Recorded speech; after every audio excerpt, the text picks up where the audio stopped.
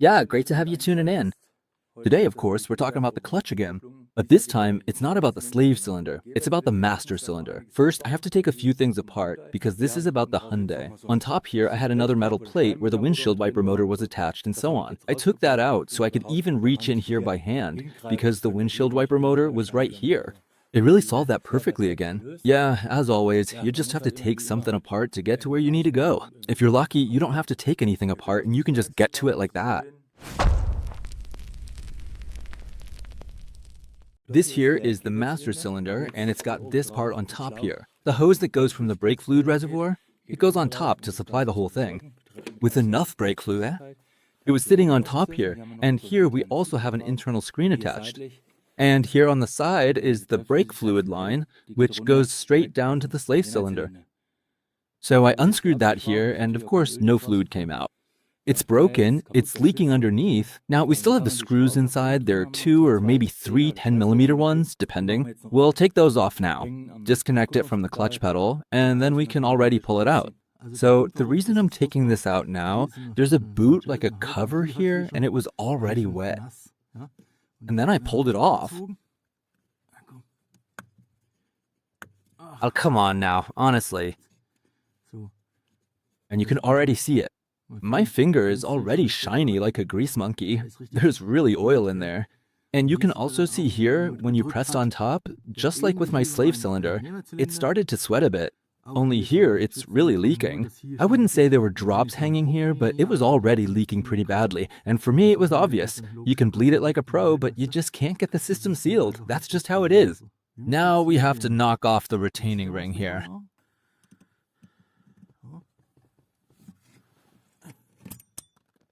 Okay, let's make sure we remember exactly how this thing was assembled when we take it all apart. I carefully reached in and slowly pulled the item that was stuck inside out until it was finally clear.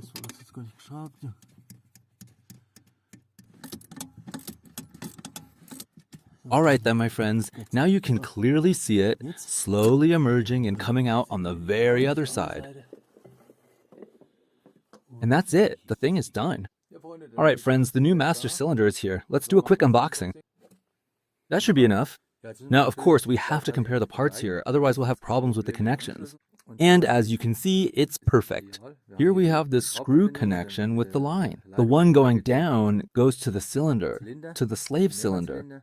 And up here is the supply from the brake fluid reservoir.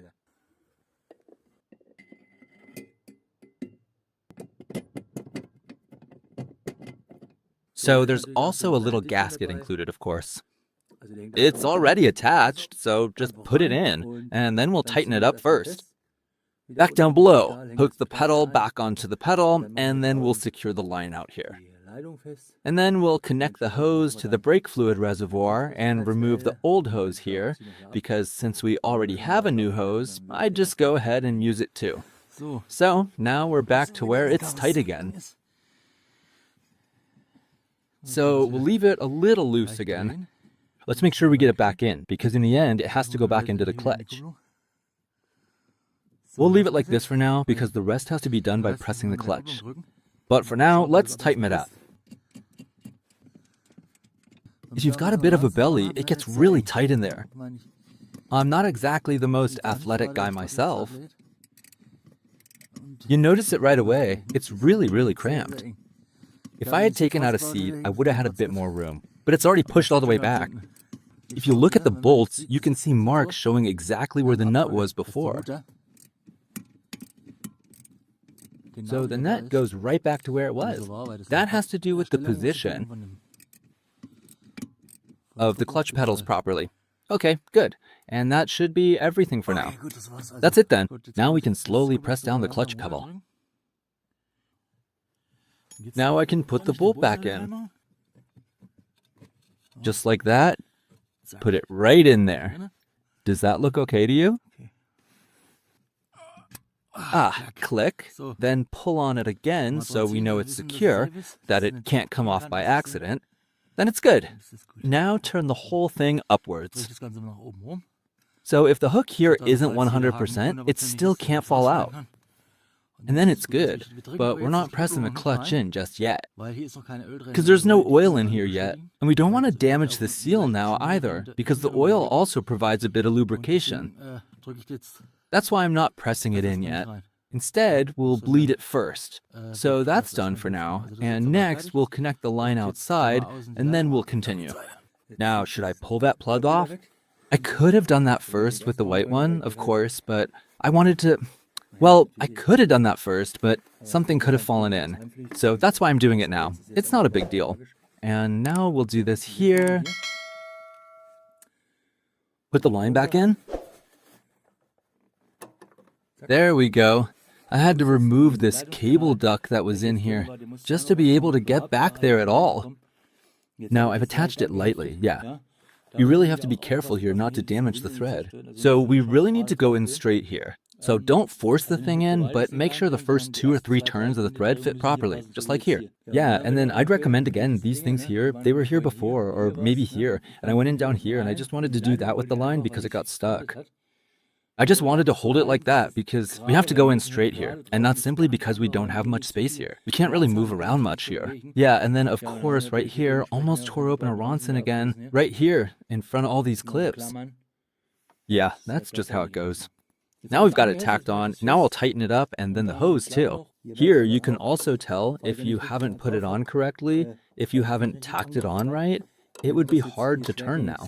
And then definitely don't keep turning it. Instead, go back and start over, because otherwise you'll break it. You'll ruin the thread, and then you'll have to use a new master cylinder or even a new line if you have a set. That's why we have to be especially careful here. Of course, the line doesn't go directly onto the master cylinder at the bottom, onto the slave cylinder, but instead there's a hose attached at the bottom, and that's where the hose connects directly. Because otherwise it's obvious, this here is a fixed connection on the firewall. Basically, you could say it's all connected to the frame, and the engine itself moves around. Yeah, and that's why you can't install a rigid line there. Over time, it would break due to material fatigue. That's why you do it this way. Run the line down, and then at the bottom, right before the slave cylinder, a hose is attached. And that hose is capable of moving around. Before we bolt everything down for good, of course we'll check everything again. Go ahead and grab the line again and carefully shift it around to make sure it can still move, so we can be absolutely certain it's not under tension. It moves nicely, so you can tell it's centered, and now we can tighten it down. Alright, now let's secure the hose first. Here, that means take the old one off and put the new one on. So what I wanted to mention is, of course, when we take off the hose here, we should put something underneath because brake fluid will leak out here, so it gets caught a bit. Yeah, so it has to be seamless. So now I'm going to loosen the clamp, so I'll slide the clamp over here first. Because we don't need it for now. Then I'll slide it over there, and only then will I try to remove the hose, so I can pull it off quickly and put the new one on right away. Otherwise, too much brake fluid will leak out here, but don't worry. The brake fluid here. The outlet is for the clutch, and down here is for the brake. So it's set up so that it can't run empty. So it only drains as far as the fitting is here. The brake isn't affected by this.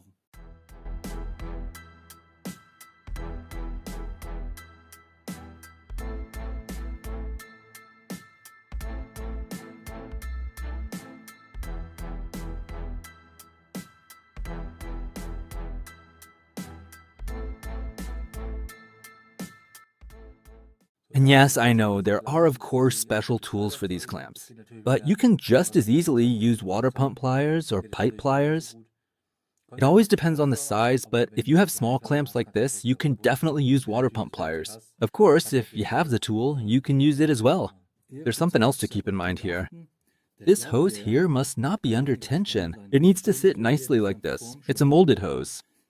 This hose has to be positioned exactly the way it runs here.